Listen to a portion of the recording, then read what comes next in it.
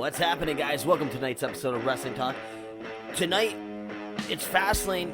That means we are 4 weeks away from WrestleMania. It's hard to believe that WrestleMania 33 is around the corner.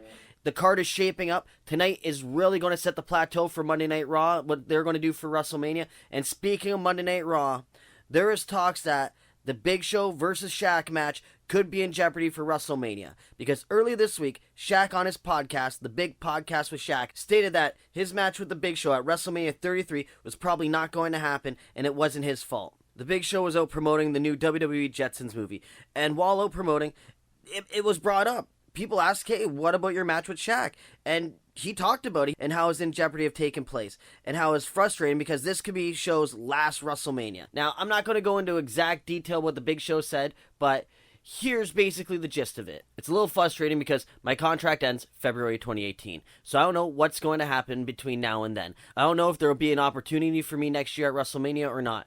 I don't know because there's a lot of new superstars breaking out and I've done my time. This was perhaps my last opportunity to have a featured match at WrestleMania. And I would have had a good time working with Shaq, but this is a situation where obviously it's above my pay grade. It's between Shaq and WWE. Wherever the situation is, who knows? And Show went on to also say, it's really easy to talk about stepping in the ring, but once you actually step into the ring, it takes a lot of courage and mental fortitude to do what we do. I understand the fact that if something that he doesn't want to do, that he's scared of, that's fine, but don't put the blame on me because it isn't me.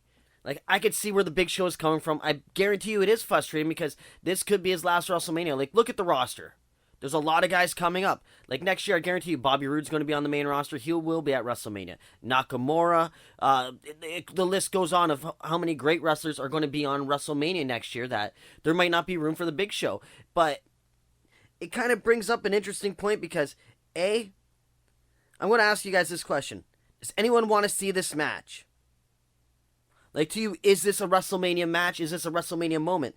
Because this could also be a good fit for SummerSlam, and plus it'll give Shaq more time to get some in-ring training, get more comfortable in the ring. And plus, right now, with the Big Show being in the best shape of his career, it'd be good for them to, do a Randy Savage, Ricky Steamboat thing, where they actually go over a lot of the spots and, basically have a great story to tell. I could see this being a good fit for SummerSlam.